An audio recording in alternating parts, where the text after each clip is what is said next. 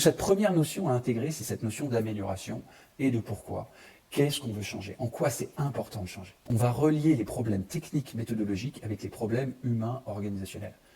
Parce que dans la plupart des cas, les problèmes ne sont pas résolus parce qu'ils ne sont pas que techniques et méthodologiques. Comment est-ce qu'on peut simplifier, être simple pour être accessible et renforcer vraiment l'appropriation de la dimension opérationnelle?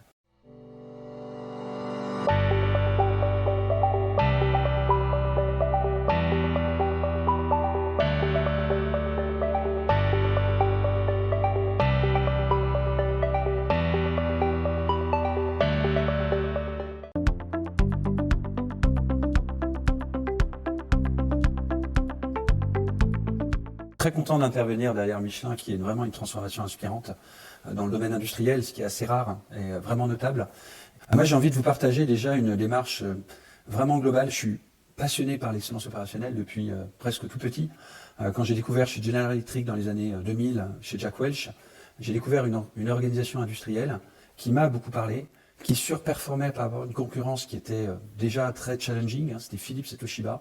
Et il y avait à la fois une excellence opérationnelle, le Six Sigma, le Lean Six Sigma a été quelque part combiné, notamment chez General Electric, mais aussi une excellence managériale extrêmement forte. Et j'aimerais vous partager quelles étaient les clés que j'ai expérimentées en tant qu'opérationnel chez General Electric, et aussi vous partager la transformation d'un grand groupe de transport français. Alors je ne vais pas le citer, mais vous retrouverez facilement quel est ce groupe-là. Et au travers de ces différents éléments, 3 axes, comment est-ce qu'on peut démarrer par l'inspiration, un peu tout comme Michelin est inspirante comme organisation industrielle, comment est-ce qu'on peut partir de l'inspiration dans d'autres organisations, comment est-ce qu'on aussi on peut relier excellence opérationnelle, excellence managériale, et enfin, et c'est la clé qu'on a découvert en fait récemment au cours de cette transformation, comment est-ce qu'on peut simplifier, être simple pour être accessible et renforcer vraiment l'appropriation de la dimension opérationnelle. Alors l'IFCO, comme Claire l'a présenté, c'est un institut à but non lucratif qui a regroupé de nombreuses entreprises. Maintenant, on a à peu près une quinzaine d'entreprises qui sont impliquées de manière régulière. Et un de nos moments forts, ce sont des rencontres, en fait. Et ces rencontres, pendant une demi-journée, à Paris-Dauphine, nous permettent de mettre ensemble des étudiants et des entreprises comme BPI France, comme la RATP, comme la SNCF, comme Tessie, comme Alliance, et qui permettent de partager et de voir, tiens, qu'est-ce que ça donne en fait, les transformations qu'on a en excellence opérationnelle, etc. Vous avez les exemples des 7 dernières rencontres que je vous invite à aller voir sur notre site. J'aimerais commencer par le premier axe, qui est l'axe de l'inspiration, qui, pour nous, à l'IFCO, dans nos expériences, est fondamental, est vraiment fondamental dans la transformation en excellence opérationnelle. Et il y a cette vidéo que certains d'entre nous connaissent sur Simon Sinek, le pourquoi, comment, quoi, qui est vraiment éclairante, qui est une vidéo TED qui date maintenant d'il y a 10 ans, mais qui a vraiment ouvert une voie, qui est celle de comment est-ce qu'on peut rendre une entreprise, une organisation inspirante. Et quand on démarre par le pourquoi, à l'exemple de Simon Sinek dans sa vidéo que je vous invite à aller voir après, eh bien ça change vraiment la donne. Moi j'aime bien raconter cette histoire du tailleur de pierre, où si vous ne la connaissez pas encore, c'est un roi qui se promène au Moyen-Âge, c'est un conte, et il se promène sur un chantier et il rencontre un premier tailleur de pierre qui travaille sur sa pierre, c'est très dur, il a l'air de souffrir, il sue à grosses gouttes, et le roi lui pose cette question, qu'est-ce que vous faites mon brave? Le tailleur de pierre répond, vous voyez, je taille cette pierre et c'est difficile, ça me fatigue, mais je dois le faire. Le roi poursuit son chemin et une centaine de mètres plus loin, il rencontre un groupe de 2-3 tailleurs de pierre qui ont l'air de tailler leurs pierres plus rapidement et qui assemblent leurs pierres dans un mur derrière. Et il leur pose exactement la même question, qu'est-ce que vous faites mes braves? Et ceci répondent au roi, vous voyez, on taille des pierres, d'ailleurs, elles doivent être bien affinées pour qu'on puisse assembler et faire le mur derrière. Ok. Le roi poursuit son chemin et il arrive au cœur du chantier. Au cœur du chantier, il découvre énormément de corps de métiers différents, des maçons, des ébénistes, et il voit à un moment donné un tailleur de pierre qui va extrêmement vite sur sa pierre, mais qui taille une pierre, c'est une véritable œuvre d'art. Elle est quasiment parfaite. Et il lui pose exactement la même question qu'aux autres groupes de tailleurs de pierre. Qu'est-ce que vous faites, mon brave? Le tailleur de pierre lève la tête, le regarde et lui dit « Je bâtis une cathédrale ». C'est-à-dire quand il taille sa pierre, quand il est dans le quoi, il n'est pas seulement dans la pierre, dans le quoi comme le premier tailleur de pierre qui a rencontré le roi, il est dans le pourquoi, dans bâtir une cathédrale, dans quelque chose qu'il dépasse, contribuer à plus grand que lui. Et comme le dit Simon Sinek, il le décrit de manière vraiment si explicite, les gens, ils n'achètent pas notre quoi, ils n'achètent pas notre pierre, ils n'achètent pas la tâche que l'on fait, ils n'achètent pas les opérations qu'on analyse en value stream mapping ou les standards que l'on fait. Ils achètent en fait pourquoi on le fait. Et autant le premier tailleur de pierre était dans le quoi, autant les deuxièmes tailleurs de pierre étaient dans le comment est-ce qu'on va travailler ensemble, comment on va assembler nos pierres, autant le troisième tailleur de pierre, il part du pourquoi. Et quand on regarde des exemples, chez General Electric par exemple, que j'ai vécu pendant 7-8 ans, on partait énormément du pourquoi. Les valeurs étaient vraiment incarnées. Alors ça plaît pas. Il y avait dans le management à Jack Welch ce fameux critère, si la personne n'est pas dans les valeurs, au bout d'1 an ou 2 ans, elle peut sortir de l'entreprise. On peut critiquer, mais c'est extrêmement efficace. Et il y avait une dynamique, je l'ai vécu dans la division médicale, où lorsqu'on produisait des appareils médicaux, on était 2 à 3 fois plus rapide que la concurrence, qui était quand même Philips et Toshiba. Donc je me suis posé cette question en quittant General Electric, comment est-ce qu'on peut faire en sorte que nos organisations internationales et aussi françaises bénéficient aussi de ce pourquoi, comment, quoi et de cette inspiration. Et au cours des différentes interventions qu'on a pu faire, on a finalement redéfini au sein de l'IFCO, l'Institut français pour la compétitivité et l'excellence opérationnelle, cette notion d'excellence opérationnelle qui dépasse le simple cadre, on pourrait dire, du quoi, des outils, des méthodes qu'on met en place, qui sont très bien, mais qui ne sont pas forcément utiles. Que ce soit dans les projets Six Sigma, dans du Lean Manufacturing, dans de l'ISO, on est très souvent, pas toujours, mais très souvent sur des outils et des méthodes. Et alors, lorsqu'on développe par exemple de l'agile, alors je ne dis pas que l'agile il est plus dans le comment, mais il y a des démarches agiles qui veulent tout et rien dire et qui touchent parfois à cette dimension un peu plus humaine. Pareil, le Lean Management, qui a été décliné parfois très mécaniste, très hiérarchique, eh bien on peut lui donner une dimension que je vous partagerai, c'est ce qu'on fait dans cet opérateur de transport, beaucoup plus en fait humaniste, hiérarchique, mais aussi transverse et managériale. Et aussi les démarches comme le design thinking. Et finalement, on a édité ce livre, comment le Lean Agile peut à la fois être dans le quoi, dans le comment, mais aussi dans le pourquoi. Et ça donne une autre définition de l'excellence opérationnelle qui n'est pas que l'efficacité brute, qui est aussi l'efficience avec les personnes. Et on a même repris ce terme anglais de l'effectiveness en disant c'est quoi le plus grand effet de levier qu'on peut avoir en mettant en place de l'excellence opérationnelle et managériale. On pourrait parler d'effectivité, d'effet de levier. Donc voilà une source d'inspiration. Alors pourquoi est-ce qu'on a tant insisté dessus?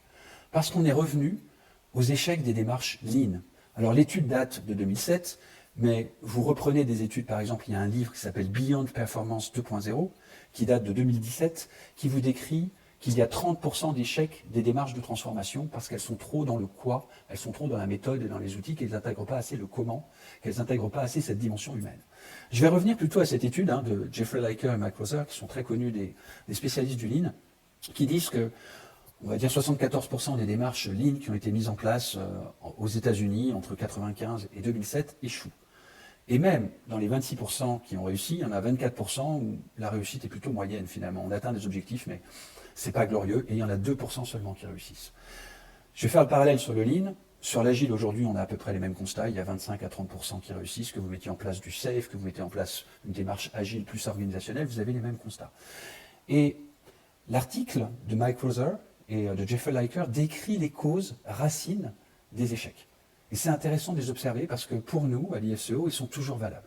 Premièrement, c'est qu'on part de la tête, on part d'un sponsor, d'un décideur, de prescripteurs qui ont envie d'y aller. Et eux, ils ont envie d'y aller parce qu'ils ont vu le modèle, ils trouvent que le modèle Lean, le modèle Agile, le modèle de transformation, Michelin, entreprise libérée est top, et ils veulent y aller.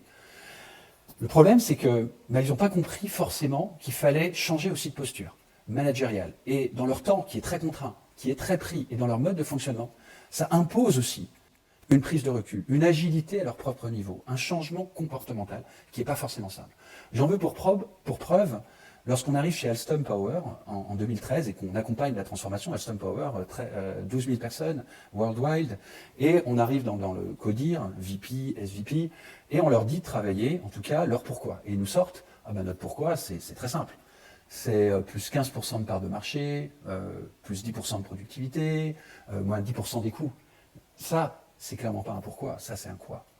Et justement, on ne va pas attaquer les coûts, on va attaquer les pertes. On va développer cette culture erreur égale opportunité qui, dans de nombreuses organisations, est difficile à changer, surtout lorsqu'au niveau d'un COMEX, d'un CODIR ou même d'une équipe managériale, on va avoir beaucoup d'exigences en regard des objectifs qu'on va atteindre. Donc cette première notion à intégrer, c'est cette notion d'amélioration et de pourquoi.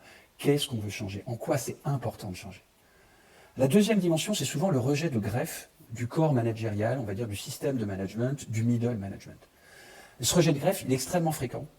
On ne va pas appliquer une méthode industrielle, automobile ou Michelin dans le domaine des services publics, etc. Et c'est souvent une excuse qu'on entend souvent, c'est « Ah mais chez nous c'est différent ».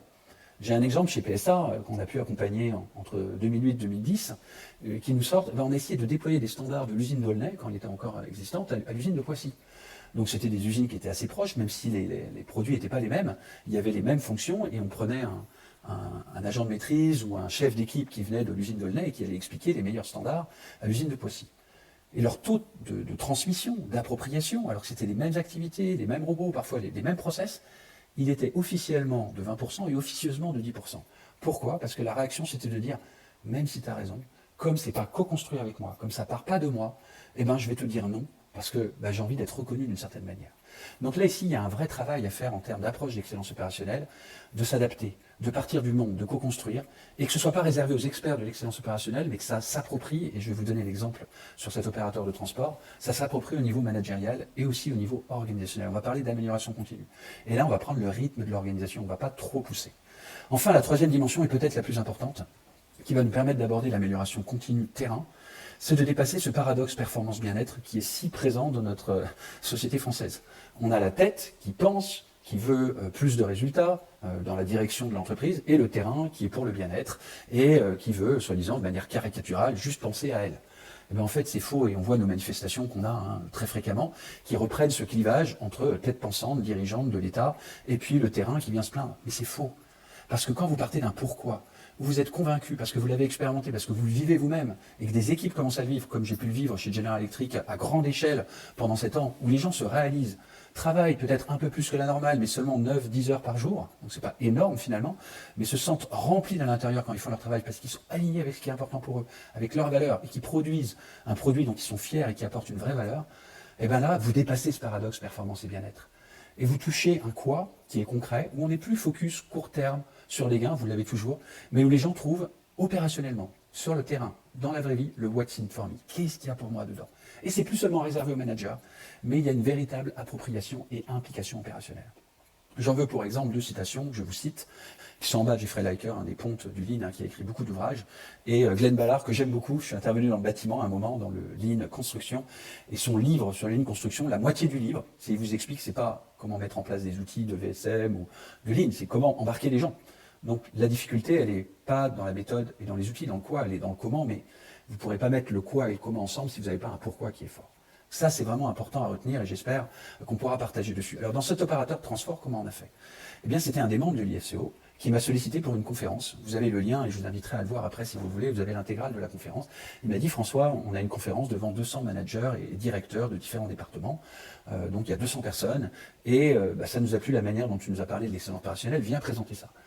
Et j'ai fait un pitch, peut-être pendant 1 heure, qui était un pitch où je me suis senti inspiré, comme je suis avec vous là, parce que c'est ce qui m'anime profondément. L'excellence opérationnelle, c'est pas un moyen, c'est au-delà de l'excellence opérationnelle, ce qui compte pour moi, c'est de rendre des entreprises inspirantes, fasse que les personnes puissent se transcender, se dépasser et pas perdre leur vie, mais au contraire la gagner.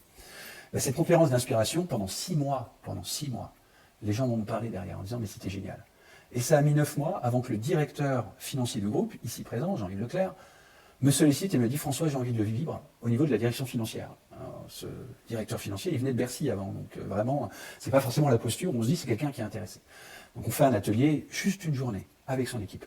Et 3 mois après, il témoigne, comme vous le voyez ici, le management visuel, c'est magique. Et c'est pas moi qui le dis, allez voir la vidéo, ce sont mes collaborateurs. Donc c'est lui qui dit que finalement, ça lui a permis, en partant d'un pourquoi, de fédérer un peu plus son équipe et de commencer à initier un rituel qui a fait que c'était changé. Et pour cela, on s'est passé aussi sur d'autres sources inspirantes. J'en cite une qui m'a profondément marqué, Maghreb Steel, un aciériste marocain qui était dans un très grand challenge, qu'on a pu accompagner sur 1 an et qui a, allez voir la vidéo d'Ami Louali, qui est vraiment inspirante.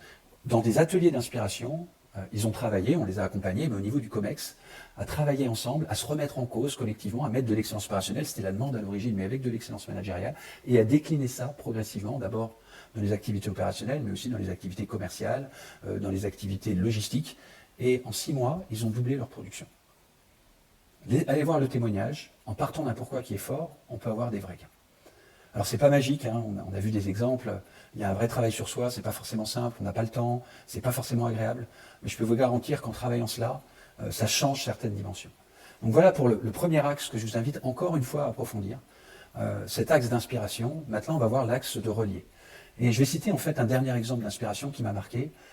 Lorsque j'étais chez Alstom, j'ai travaillé avec le VP du Lean, qui après est allé chez Ariane Group prendre la direction des programmes Ariane, donc Ariane 6 et Ariane 5. Et il m'a sollicité sur cette même dimension d'inspiration et de comment relier excellence opérationnelle et managériale. Et ça m'a beaucoup appris. Pourquoi? Je me suis retrouvé dans un groupe, Ariane Group, industriel, franco-allemand principalement, avec énormément d'ingénieurs qui, comme moi, pensent beaucoup, réfléchissent beaucoup. Et je vais y revenir dans le relier, justement. Mais le premier travail qu'on a fait, c'est que le concurrent qu'ils avaient en 2016, quand on a commencé à travailler avec eux, c'est SpaceX. Et au début, SpaceX, on rigolait. En 2016, ils avaient plusieurs échecs. Mais très vite, on s'est dit, il commence à devenir inquiétant. Et maintenant, aujourd'hui, le marché est principalement détenu par SpaceX, qui a vraiment accéléré, qui a mis des moyens incroyables pour arriver à son résultat. Mais en fait, ce qui m'intéresse, c'est pas de montrer cette concurrence. C'est que pour aider Ariane Group, je suis allé voir comment Elon Musk, comment ces grands des GAFA communiquaient. Et j'ai vu, alors c'est très à l'américaine, et quand il fume pas un joint, pour prendre l'anecdote, il commence toujours par le pourquoi, en fait, Elon Musk. Alors, on n'est pas Elon Musk, on est très loin, on est français ou internationaux, on n'a pas la prétention d'être Elon Musk, c'est pas ce que je veux dire.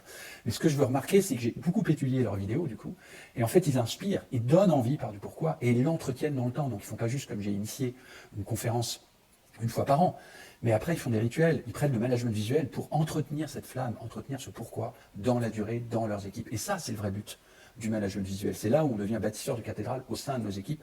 Et ça prend un autre sens que, entre guillemets, la simple mécanique de l'excellence opérationnelle, comme j'ai pu la découvrir à un certain moment. Donc ça m'ouvre en fait à la deuxième dimension de relier.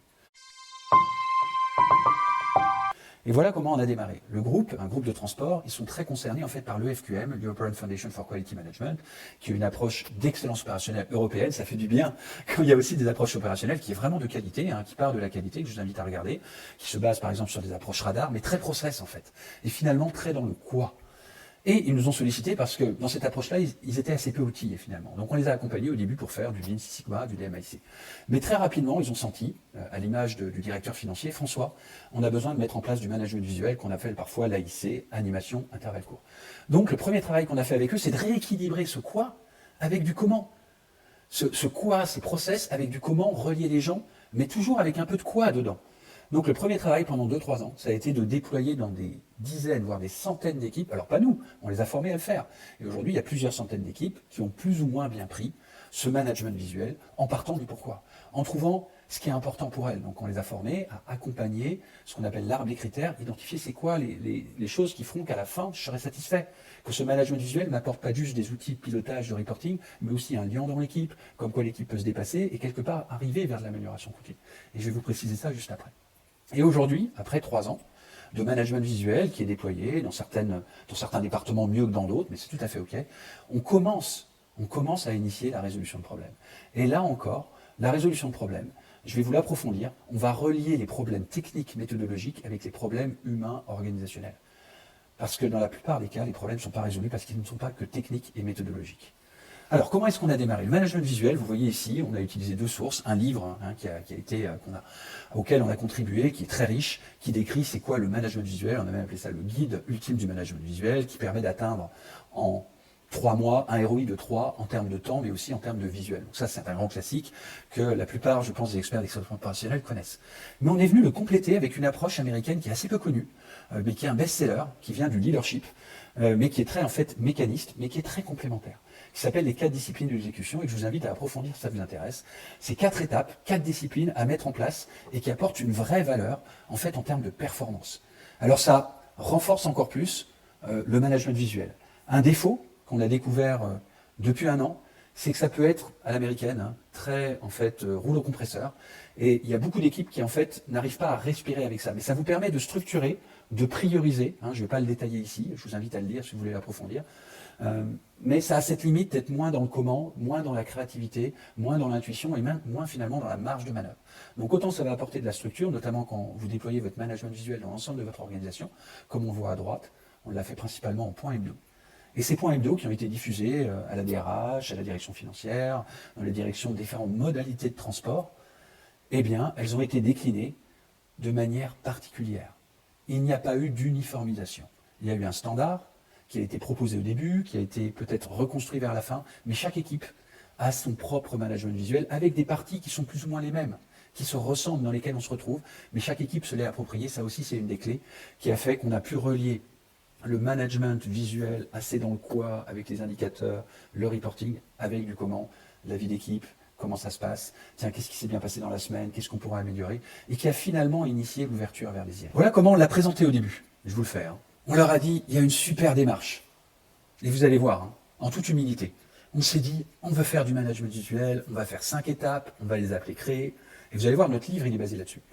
Donc on va commencer par le pourquoi, on va définir les priorités, ce qui va nous permettre de faire converger l'équipe, puis on va construire le tableau. Et ça, l'équipe le fait, et ça marche très bien. Et on va mettre des indicateurs, un mode un peu plus projet pour certaines équipes, la vie d'équipe, les irritants. Puis on va faire des réunions ritualisées, on va répartir des rôles qu'on va faire tourner pour rendre des équipes plus autonomes.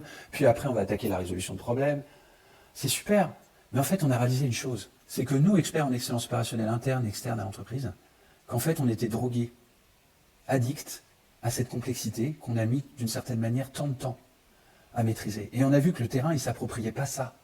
Donc on l'a représenté comme ça. On s'est dit stop, ça, on n'en veut plus. On ne veut plus imposer ça aux équipes parce qu'on se fait plaisir, parce qu'on rajoute nos outils techniques. Et c'est là où le relier, et c'est la dernière découverte, et c'est la découverte la plus importante que je tenais à vous partager aujourd'hui, c'est qu'on a simplifié. On a simplifié comme ça. Vous travaillez sur vos priorités.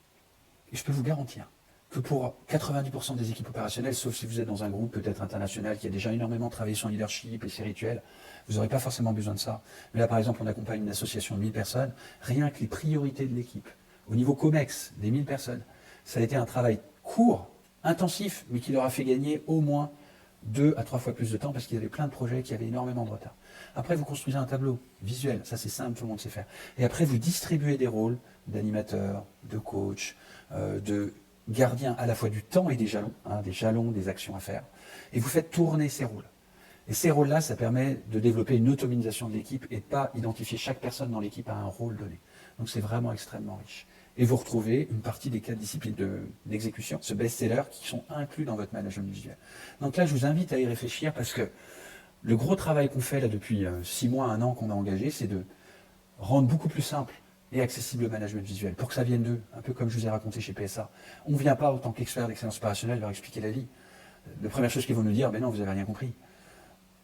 On vient, on part d'eux. C'est quoi vos priorités? On discute, on co-construit avec eux, et on utilise nos outils derrière qui viennent au bon moment. On co-construit un tableau qui n'est pas finalement si nouveau que ça pour eux, mais qui leur permet d'être fédérés, d'avoir une image complète. Et là, on a un taux d'appropriation qui est beaucoup plus fort. Et le gros travail qu'on fait aujourd'hui, et qui est un véritable apprentissage où on est en train de casser tous nos modèles de formation, d'accompagnement. Alors, pas ceux des experts.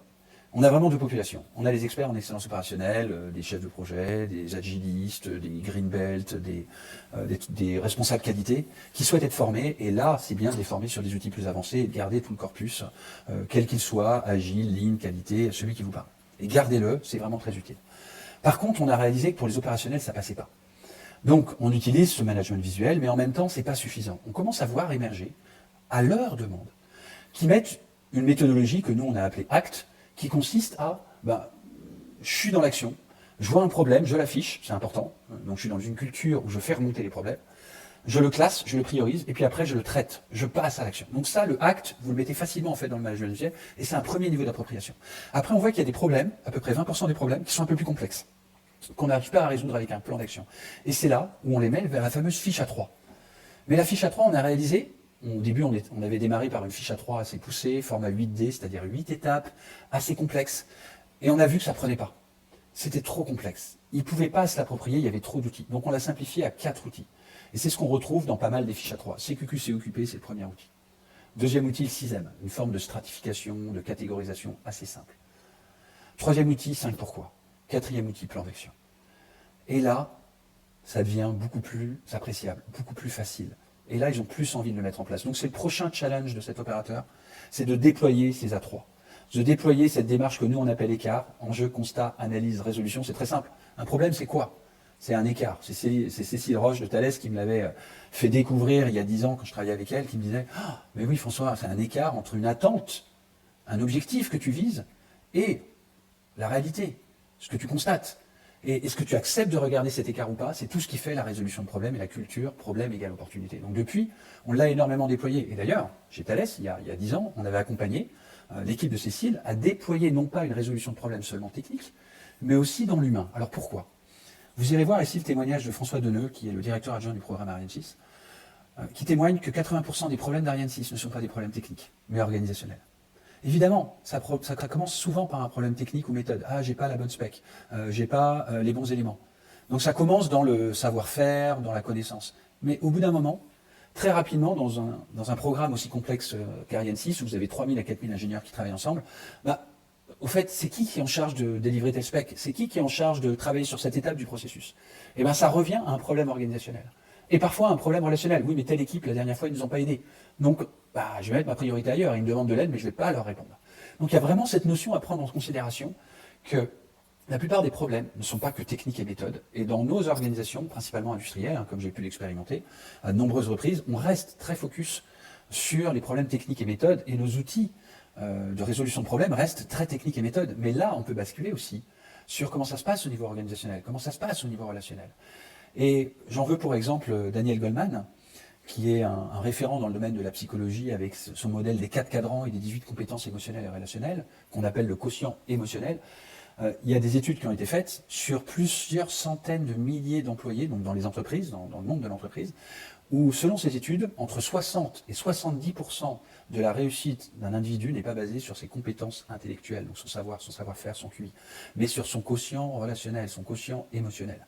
Sa capacité à être dans l'interpersonnel, comment ça se passe pour moi, comment je gère mon temps, comment je gère mes priorités, et puis dans l'interpersonnel, comment j'arrive à m'ouvrir d'une certaine manière à l'autre, de ressentir un peu ce qui se passe chez lui pour voir comment je vais gérer la situation, si elle est sensible ou pas, et surtout le management.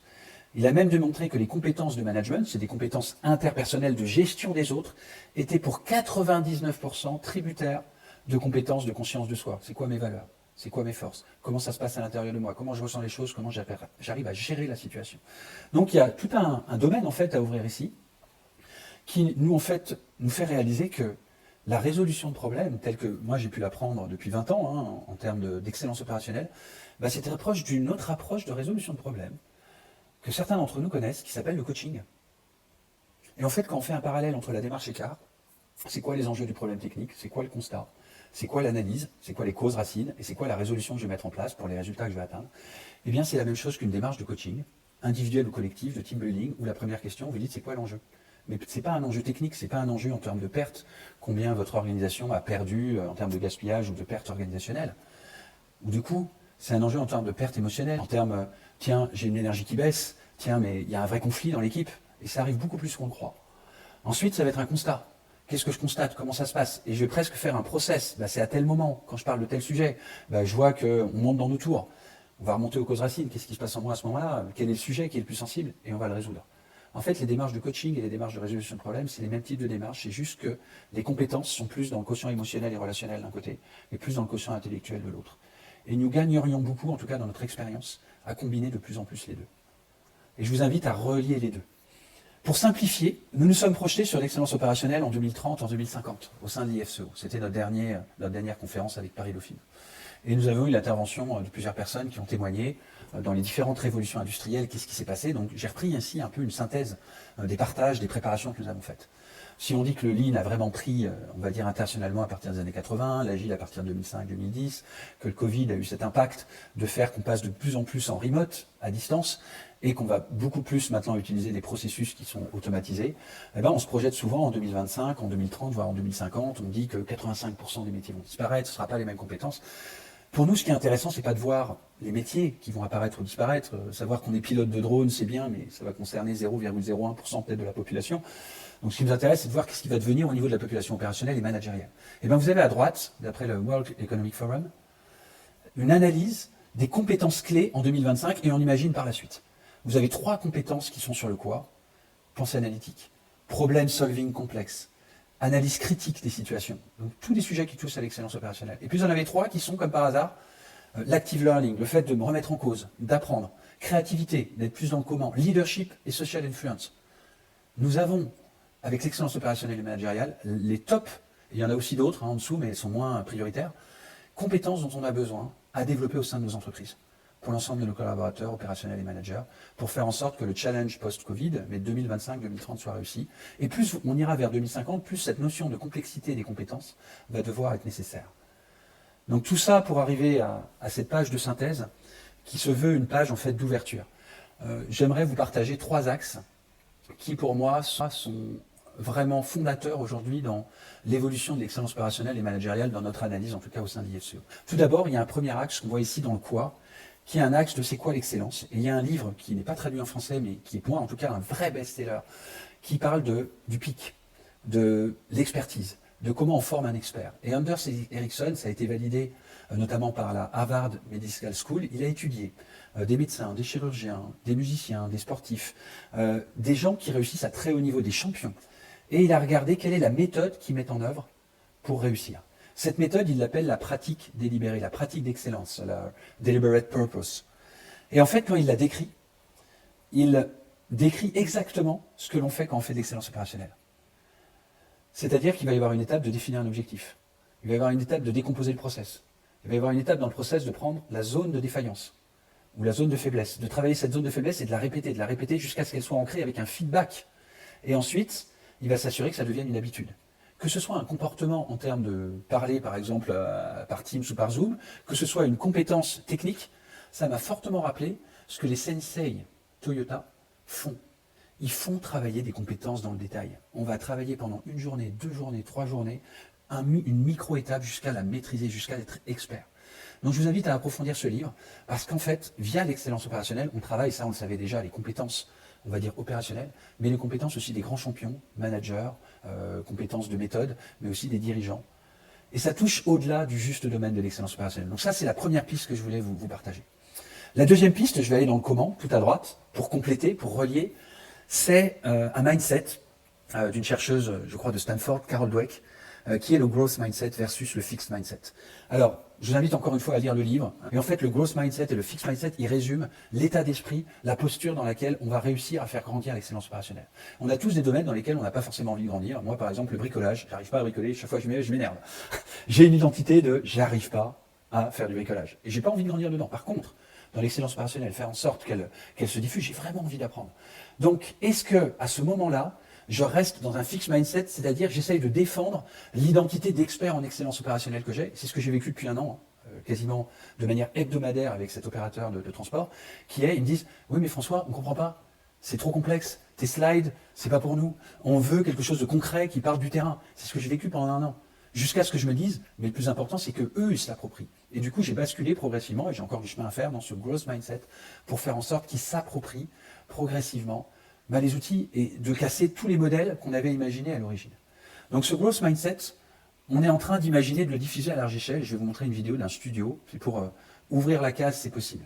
C'est un studio d'une école de coaching, j'ai jamais vu ça, donc je le pratique maintenant depuis 6 mois, où on coach 300 personnes, on les forme pendant 2-3 jours, tous les 2 mois. Vous voyez ici, il y a 2 écrans, on voit les personnes, donc 2 formateurs, parfois 1, et on fait basculer les autres personnes. Donc ça nécessite une logistique que certaines entreprises ont, mais qui permet à large échelle de transformer de manière managériale et de manière excellence opérationnelle aussi, à large échelle, un grand corpus de personnes qui vont beaucoup d'ailleurs pratiquer le pratique délibéré. Les deux sont liés, on relie le comment avec le quoi. Donc voilà, je vous ai parlé du quoi, le pic, je vous ai parlé du comment et maintenant je vais vous parler du pourquoi.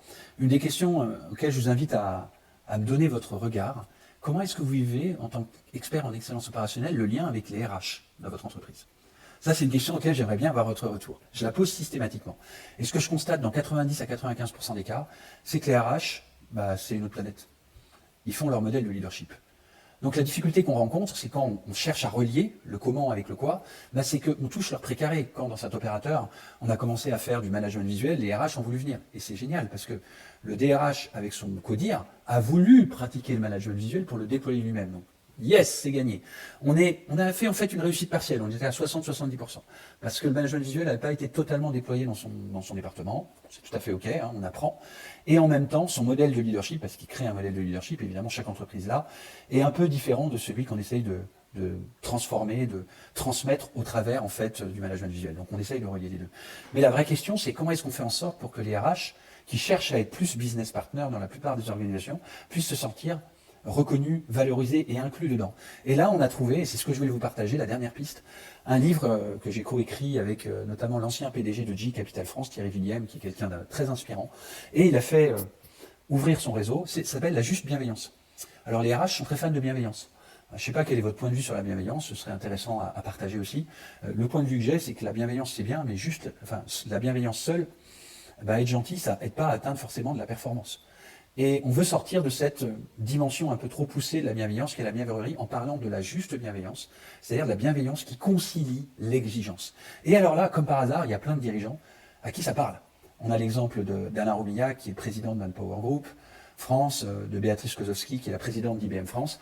Et on est en train de fédérer un vrai cercle de dirigeants qui ont envie. Donc ça, c'est un vecteur de pénétration, en fait, dans les organisations au niveau RH, pour leur dire, vous voulez de la bienveillance, on vous propose finalement d'impulser de la juste bienveillance. Et comme le dit si bien Thierry Villiem, l'ex-PDG de J Capital, il a fait une matrice à 4 cadrans.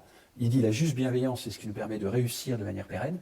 La seule bienveillance, c'est ce qui nous permet malheureusement de perdre en performance et de risquer de perdre notre entreprise parce qu'elle est plus rentable et compétitive.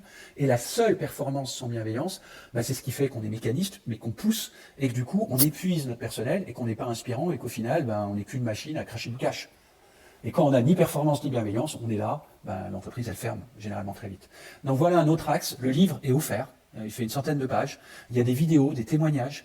Donc ça, c'est un autre vecteur qui est évidemment partenaire de l'IFCO, la juste bienveillance ou l'entreprise alignée qui concilie ce quoi et ce comment.